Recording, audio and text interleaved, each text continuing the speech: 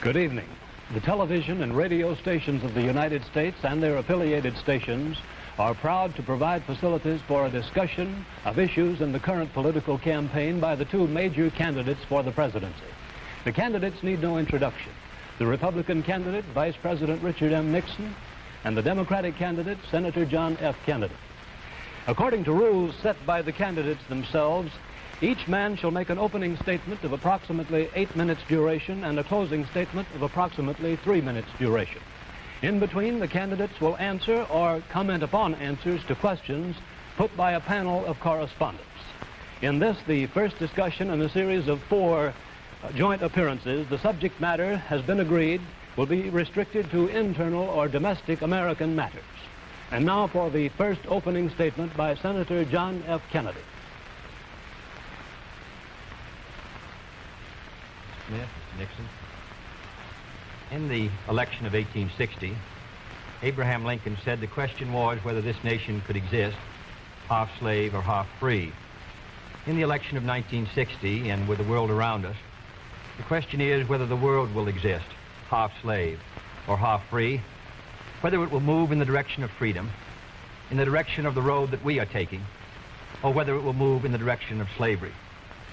I think it will depend in great measure upon what we do here in the United States, that we build, on the kind of strength that we maintain. We discussed tonight domestic issues, but I would not want that to be any implication to be given that this does not involve directly our struggle with Mr. Khrushchev for survival. Mr. Khrushchev is in New York, and he maintains the communist offensive throughout the world because of the productive power of the Soviet Union itself. The Chinese communists have always had a large population, but they are important and dangerous now because they are mounting a major effort within their own country. The kind of country we have here, the kind of society we have, the kind of strength we build in the United States will be the defense of freedom. If we do well here, if we meet our obligations, if we're moving ahead, then I think freedom will be secure around the world. If we fail, then freedom fails. Therefore, I think the question before the American people is, are we doing as much as we can do? Are we as strong as we should be?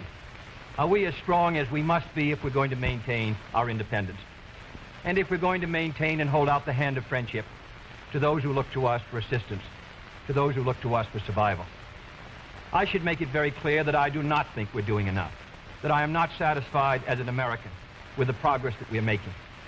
This is a great country, but I think it could be a greater country. And this is a powerful country, but I think it could be a more powerful country. I'm not satisfied to have 50% of our steel mill capacity unused. I'm not satisfied when the United States had last year the lowest rate of economic growth of any major industrialized society in the world, because economic growth means strength and vitality. It means we're able to sustain our defenses. It means we're able to meet our commitments abroad. I'm not satisfied when we have over $9 billion worth of food, some of it rotting, even though there is a hungry world, and even though 4 million Americans wait every month for a food package from the government, which averages 5 cents a day per individual. I saw cases in West Virginia, here in the United States, where children took home part of their school lunch in order to feed their families, because I don't think we're meeting our obligations towards these Americans. I'm not satisfied when the Soviet Union is turning out twice as many scientists and engineers as we are. I'm not satisfied when many of our teachers are inadequately paid, or when our children go to school part-time shifts. I think we should have an educational system second to none. I'm not satisfied when I see men like Jimmy Hoffa in charge of the largest union in the United States, still free. I'm not satisfied when we are failing to develop the natural resources of the United States to the fullest. Here in the United States, which developed the Tennessee Valley and which built the Grand Coulee and the other dams in the northwest United States, at the present rate of hydropower production, and that is the hallmark of an industrialized society, the Soviet Union by 1975 will be producing more power than we are. These are all the things, I think, in this country that can make our society strong or can mean that it stands still. I'm not satisfied until every American enjoys his full constitutional rights. If a Negro baby is born, and this is true also of Puerto Ricans and Mexicans in some of our cities, he has about 1/2 as much chance to get through high school as a white baby. He has 1/3 as much chance to get through college as a white student. He has about 1/3 as much chance to be a professional man, about 1/2 as much chance to own a house. He has about 4 times as much chance that he'll be out of work in his life as the white baby. I think we can do better. I don't want the talents of any American to go to waste. I know that there are those who say that we want to turn everything over to the government. I don't at all. I want the individuals to meet their responsibilities. And I want the states to meet their responsibilities. But I think there is also a national responsibility. The argument has been used against every piece of social legislation in the last 25 years. The people of the United States individually could not have developed the Tennessee Valley. Collectively, they could have. A cotton farmer in Georgia, or a peanut farmer, or a dairy farmer in Wisconsin or Minnesota, he cannot protect himself against the forces of supply and demand in the marketplace, but working together in effective governmental programs, he can do so. 17 million Americans who live over 65 on an average Social Security check of about $78 a month.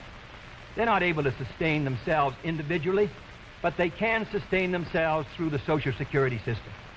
I don't believe in big government, but I believe in effective governmental action. And I think that's the only way that the United States is going to maintain its freedom. It's the only way that we're going to move ahead. I think we can do a better job. I think we're going to have to do a better job if we are going to meet the responsibilities which time and events have placed upon us. We cannot turn the job over to anyone else. If the United States fails, then the whole cause of freedom fails. And I think it depends in great measure on what we do here in this country. The reason Franklin Roosevelt was a good neighbor in Latin America was because he was a good neighbor in the United States. Because they felt that the American society was moving again. I want us to recapture that image. I want people in Latin America and Africa and Asia to start to look to America, to see how we're doing things, to wonder what the President of the United States is doing, and not to look at Khrushchev or look at the Chinese communists. That is the obligation upon our generation. In 1933, Franklin Roosevelt said in his inaugural that this generation of Americans has a rendezvous with destiny. I think our generation of Americans has the same rendezvous. The question now is, can freedom be maintained under the most severe attack it has ever known? I think it can be. And I think in the final analysis, it depends upon what we do here. I think it's time America started moving again. And now the opening statement by Vice President Richard M. Nixon. Smith, Senator Kennedy. The things that Senator Kennedy has said, many of us can agree with. There is no question but that we cannot discuss our internal affairs in the United States without recognizing that they have a tremendous bearing on our international position. There is no question but that this nation cannot stand still because we are in a deadly competition, a competition not only with the men in the Kremlin, but the men in Peking. We're ahead in this competition, as Senator Kennedy, I think, has implied. But when you're in a race, the only way to stay ahead is to move ahead. And I subscribe completely to the spirit that Senator Kennedy has expressed tonight, the spirit that the United States should move ahead. Where then do we disagree? I think we disagree on the implication of his remarks tonight and on the statements that he has made on many occasions during his campaign to the effect that the United States has been standing still.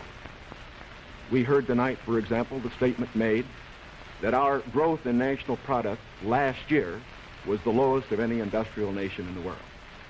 Now, last year, of course, was 1958. That happened to be a recession year.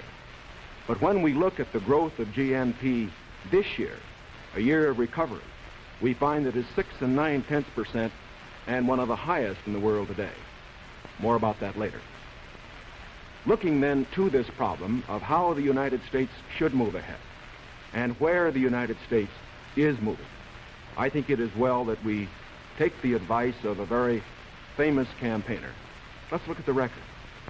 Is the United States standing still?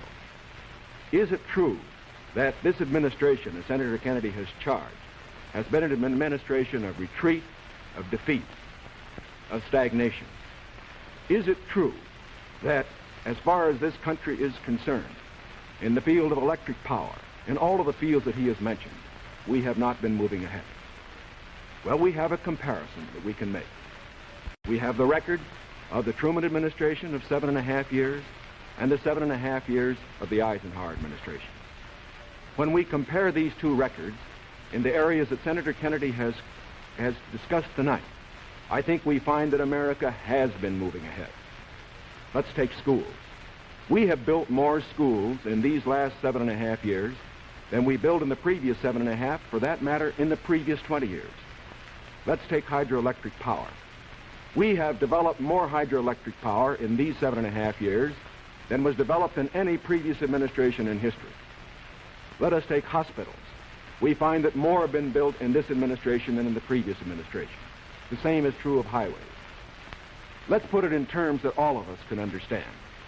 We often hear gross national product discussed, and in that respect, may I say that when we compare the growth in this administration with that of the previous administration, that then there was a total growth of 11% over 7 years.